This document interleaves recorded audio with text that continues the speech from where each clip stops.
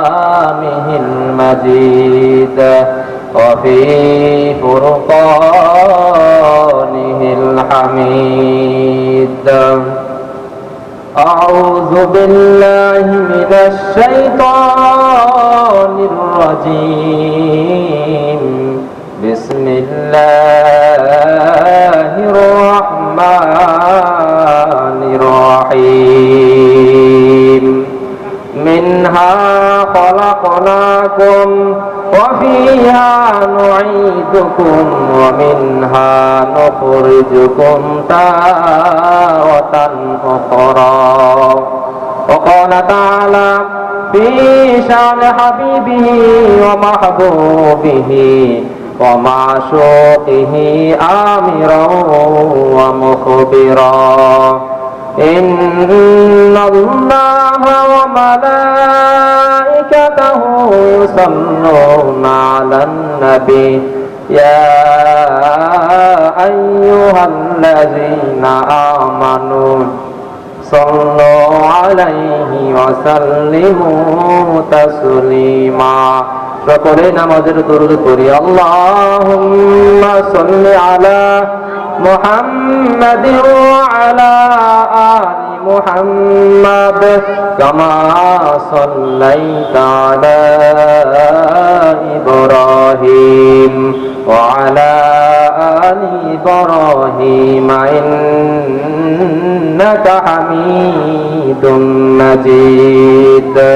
اللهم بارك على محمد وعلى آل محمد كما باركت على إبراهيم وعلى آل إبراهيم إنك حميد مجيد. بلغ العلا بكماله كشف الدجى بجماله حسنت جميع خصاله صلوا عليه وآله.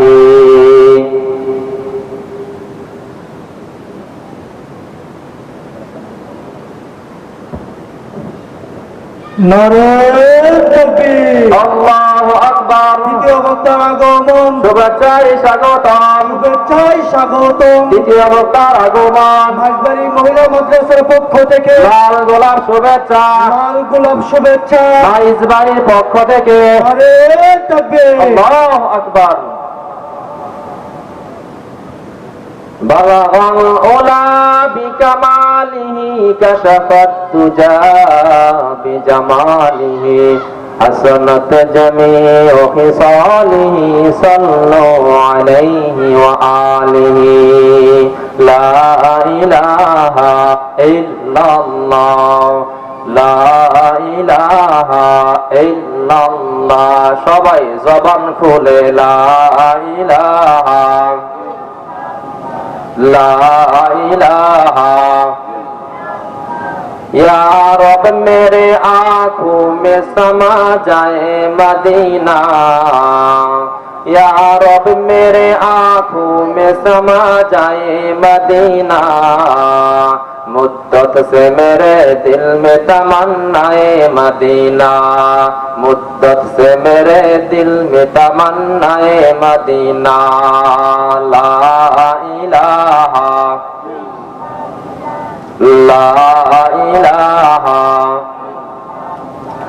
मैं दूर हो मजबूर हो ऐ सईद आलम दीदार दिखाते नहीं आवाज सुना दो दीदार दिखाते नहीं आवाज सुना दो. ला इलाहा ला इलाहा आवाज करे ला इलाहा ला इलाहा ला इलाहा ला इलाहा इल्लल्लाह मुहम्मदुर रसूलुल्लाह सल्लल्लाहु अलैहि वसल्लम. একদিন মাটির ভিতরে হবে ঘর রে মন আমার, কেন বন্ধ দালান ঘর রে মন আমার, কেন বন্ধ দালান ঘর।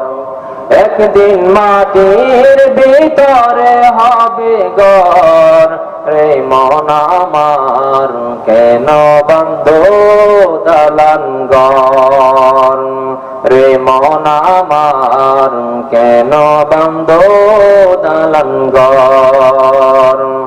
প্রাণ পাখি উড়ে যাবে পিঞ্জিরা ছেড়ে, দরদময় সবই রবে তুমি যাবে চলে। প্রাণ পাখি উড়ে যাবে পিঞ্জিরা ছেড়ে, দরদময় সবই রবে তুমি যাবে চলে। বন্ধু বান্ধব যত মাতা পিতা তারা সত, বন্ধু বান্ধব যত মাতা পিতা তারা সত, সকলেই ভবে পরে রবে রে মন আমার, কেন বন্ধ দালান ঘর রে মন আমার, কেন বন্ধ দালান ঘর। দেহ তোমার চর্মচর গলে পচে যাবে, শিরা শিরা গুলো ছিন্ন ভিন্ন হবে। দেহ তোমার চর্মচর গলে পচে যাবে, শিরা শিরা গুলো ছিন্ন ভিন্ন হবে। মন্ডু মেরু দণ্ড সবই হবে খণ্ড খণ্ড, মেন্ডু মেরু দণ্ড সবই হবে খণ্ড খণ্ড। পরে রবে মাটির উপর রে মন আমার, কেন বন্ধ দালান ঘর রে মন আমার, কেন বন্ধ দালান ঘর। আলহামদুলিল্লাহ, মাইজবাড়ি হাজারা খাতুন সিদ্দিকিয়া কওমি মহিলা মাদ্রাসার উদ্যোগে আজকের এই আয়োজিত তাফসীরুল কোরআন ওয়াজ মাহফিলের আয়োজন করা হয়েছে। তো এই ওয়াজ মাহফিলের সম্মানিত সভাপতি সাহেব এবং আমার ডানে এবং সামনে উপবিষ্ট শ্রদ্ধেয় বাবাজিরা এবং পর্দার আড়ালে আমার মা ও বোনেরা, আপনাদের সকলের প্রতি আমার আন্তরিক সালাম। আসসালামু আলাইকুম ওয়া রাহমাতুল্লাহি ওয়া বারাকাতুহু। তো আমরা এই মাজালিসুর রহমান জান্নাতের বাগানে বসতে পেরেছি, খুশি না বেজার? তো জান্নাতের বাগান, এই জান্নাতের বাগানে যারা আসবে, এই দামি মজলিসে যারা আসবে এবং শেষ মোনাজাত পর্যন্ত থাকবে, আল্লাহ রাব্বুল আলামিন তাদেরকে দামি বানায়া পাঠাবেন। সুবহানাল্লাহ। তো এই মজলিসে কিন্তু সবাই আসতে পারে না, পারে? মসজিদে কিন্তু সবাই যাইতে পারে না। যাদেরকে আল্লাহ তাআলা ভালোবাসেন তারাই শুধু মসজিদে নামাজ যাইতে পারেন। যাদেরকে আল্লাহ তাআলা ভালোবেসেছেন তারাই শুধু আজকে মাহফিলের ভিতরে আসবে, কোরআন তেলাওয়াত থেকে, কোরআন হাদিস থেকে আলোচনা শুনবে আমলের নিয়তে।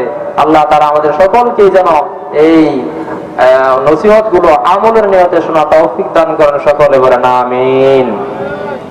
তো কোরআনের মাহফিল, কোরআনের মাহফিল, এই কোরআনের দাম কম না বেশি? আসমানের নিচে জমিনের উপরে সবচেয়ে শ্রেষ্ঠ কিতাব হচ্ছে আল কোরআন, ঠিক কিনা? তো এই কোরআনের মাহফিল হচ্ছে এটা, আর কোরআনের মাদ্রাসা হচ্ছে মহিলা মাদ্রাসা। পাশে আরেকটা মাদ্রাসা আছে কোরআনের মাদ্রাসা, নুরানি হাফিজা মাদ্রাসা। তো এখানে কোরআন সকাল বিকাল কোরআন এবং হাদিস শিক্ষা দেওয়া হয়, ঠিক কিনা? তো এই কোরআনের দাম আছে, মরার পরেও কোরআনের দাম। দুনিয়াতে যেমন কোরআনের দাম, মৃত্যুর পরেও কোরআনের দাম। এই কোরআন যার অন্তরে আছে, এই কোরআনের পাওয়ারের বদৌলতে আল্লাহ তার জান্নাত দিবেন। সুবহানাল্লাহ। শুধু তাই নয়, এই কোরআনের বদৌলতে, কোরআনের বরকতে আল্লাহ তাআলা কবরের আযাব মাফ করে দিবেন। সুবহানাল্লাহ। তো বাস্তব একটা ঘটনা জানাই দেই। হযরত ঈসা পয়গম্বর, আপনারা সকলে অবগত আছেন, ঈসা আলাইহিস সালাতু ওয়াস সালাম আল্লাহর নবী পয়গম্বর। ঈসা আলাইহিস সালাম রাস্তা দিয়ে হেঁটে যায়, সামনে একটি কবরস্থান দেখতে পায়। এই ঈসা আলাইহিস সালাম যাওয়ার পরে কবর থেকে জাহান্নামের আওয়াজ শুনতে পায়। আল্লাহু আকবার। হে মুসলমান, কোরআনের কেমন পাওয়ার! গভীর মনোযোগ দিয়ে শোনেন। সংক্ষিপ্ত আকারে বলবো, যেহেতু আমাদের মেহমান চলে এসেছে। আওয়াজ, আমার আলোচনা লম্বা করবো না রে মুসলমান বন্ধুরে আমার। ঈসা পয়গম্বর রাস্তা দিয়ে হেঁটে যায়, সামনে একটা কবরস্থান, গোরস্থান, কবরের ভিতরে থেকে জাহান্নামের আওয়াজ শুনতে পায়। আল্লাহ রাব্বুল আলামিন নবীদেরকে, পয়গম্বরদেরকে স্পেশালি পাওয়ার দিয়েছিলেন, কবরের আযাব তারা শুনতে পেত। এমন মুজিজা আল্লাহ তারা কিছু কিছু নবীদেরকে দিয়েছেন। সুবহানাল্লাহ।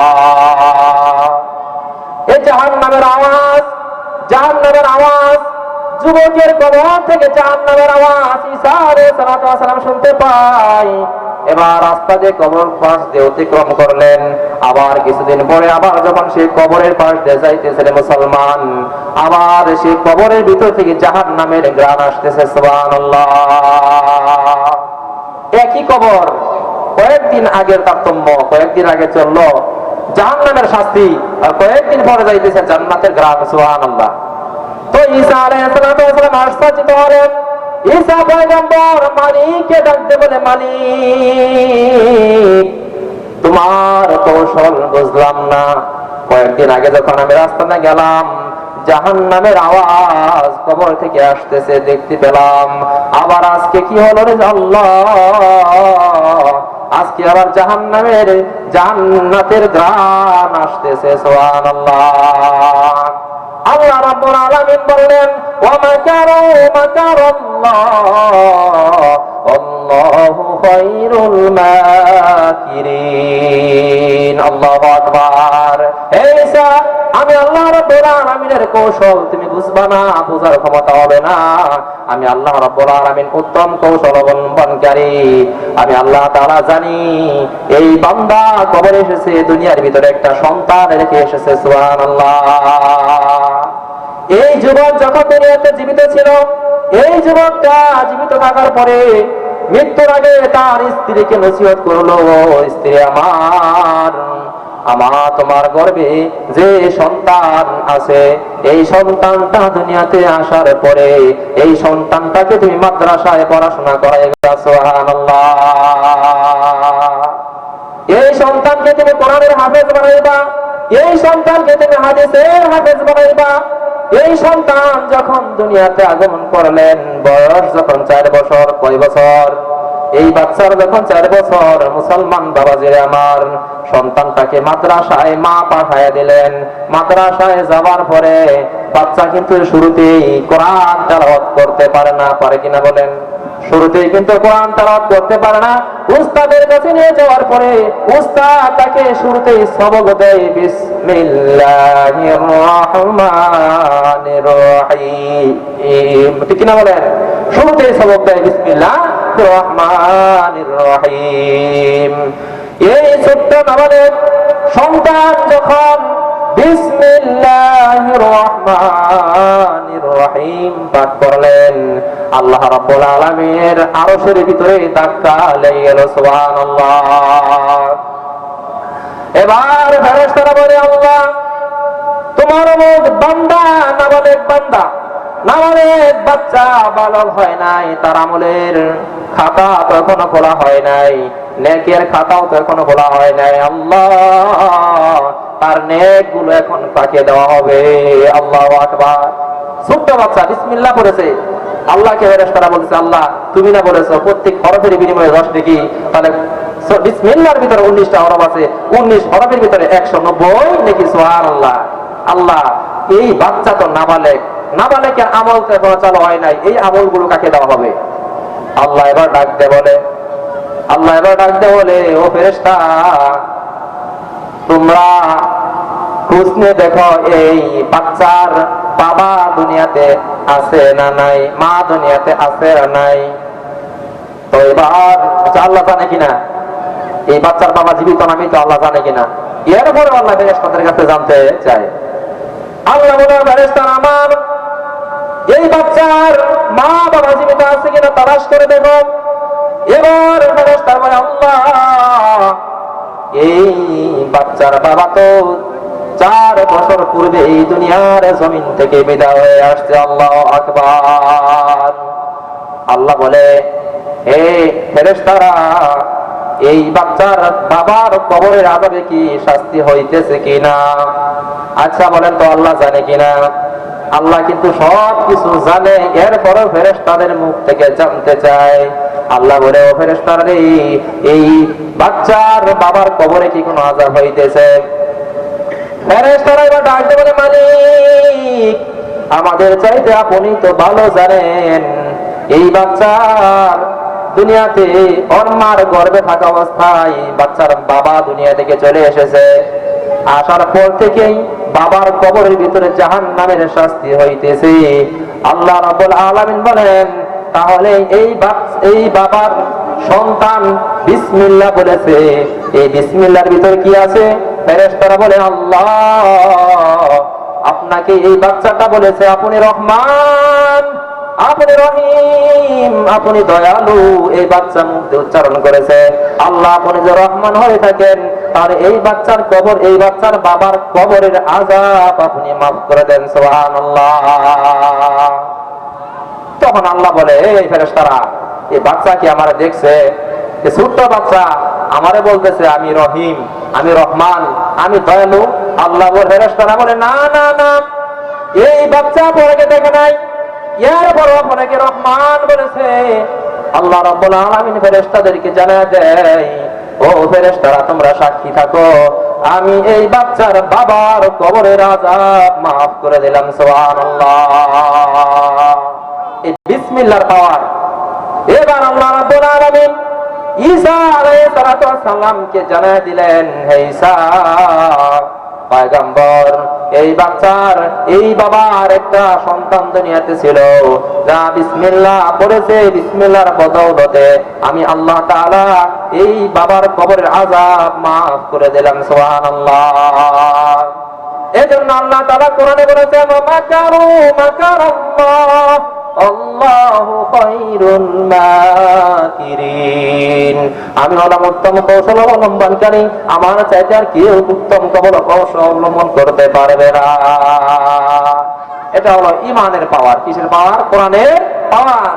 কোরআন যার অন্তরে আছে তার ঈমানের পাওয়ার আছে, ঠিক কিনা বলেন? যার অন্তরে কোরআন আছে, হাদিস আছে, তার ঈমানের পাওয়ার বেশি। সে সবসময় সত্য কথা বলবে, জালেম বাদশাকেও জালেম বলবে, এতে সে কাউকে ভয় করবে না, ঠিক কিনা? এজন্য ঈমানের পাওয়ার। আমাদের এমন ঈমানের পাওয়ার, আমরা মসজিদের বারান্দায় যেতে পারি না, ঠিক কিনা? আমাদের এমন ঈমানের পাওয়ার, সত্য কথা বলবো তো দূরের কথা, মিথ্যা সবসময় মিথ্যা আর মিথ্যা। এই মিথ্যা আমাদের আমলগুলো ধ্বংস করে দিল। মিথ্যা আমাদের আমলগুলো ধ্বংস করে দিতেছে। এজন্য জালেম বাদশার সামনে আমাদের কি বলতে হবে? সত্য কথা বলতে হবে। যার অন্তরে কোরআন আছে, হাদিস আছে, তার ঈমানের পাওয়ার আছে। যার কাছে ঈমানের পাওয়ার নাই, সে কোনোদিন সত্য কথা বলবে না, মিথ্যার আচরণে চলবে। এজন্য আমাদের ঈমানের পাওয়ার হতে হবে মজবুত, শক্তিশালী, ঠিক কিনা বলেন? মুসলমানের ঈমানের পাওয়ার দুর্বল হতে পারে না। মুসলমানের ঈমানের পাওয়ার শক্তিশালী হবে, মজবুত হবে। তারা সত্য কথা বলবে, ন্যায় পথে চলবে, নামাজ পড়বে, যাকাত দিবে। এগুলো হলো মুসলমানের গুণ সিফাত। মুসলমানের গুণ সিফাত। এজন্য আমাদের ভিতরে সত্য কথা বলনেওয়ালা নাই, সত্য কথা বলনেওয়ালা নাই। তো এক বুজুর্গ ছিলেন, নেককার বান্দা ছিলেন। তার ঘটনা বলি আমি আমার আলোচনা শেষ করে দেবো, আল্লাহ তৌফিক দেয়। তো নেককার যুবক আম্মাজান হযরত আয়েশা রাদিয়াল্লাহু তাআলা আনহার ছাত্র ছিলেন। কার ছাত্র? আম্মাজান হযরত আয়েশা রাদিয়াল্লাহু তাআলা আনহার ছাত্র। শুধু তাই নয়, রাইসুল মুফাসসিরিন হযরত ইবনে আব্বাস রাদিয়াল্লাহু তাআলা আনহুর ছাত্র ছিলেন। হযরত ইবনে আব্বাস, যিনি অসংখ্য গণিত হাদিস তিনি কি করেছেন? বর্ণনা করেছেন নবীজি থেকে। তার ছাত্র এবং হযরত আয়েশা রাদিয়াল্লাহু তাআলা আনহার ছাত্র। তিনি হলেন হযরত সাঈদ ইবনে জুবাইর। আল্লাহু আকবার। তার ঈমানের পাওয়ার কেমন ছিল? ঈমানের শক্তি, পাওয়ারটা খুব মজবুত ছিল। তার ঈমানের মতো আমাদের ইমানের পাওয়ার হতে হবে। সাইদ ইবনে জুবাইর, সাইদ ইবনে জুবাইর তিনি এক বুজুর্গ মানুষ ছিলেন, নেক বান্দা ছিলেন, কেমন নেককার ছিলেন, কেমন আমলওয়ালা ছিলেন। তো এই সাইদ ইবনে জুবাইর হাজ্জাজ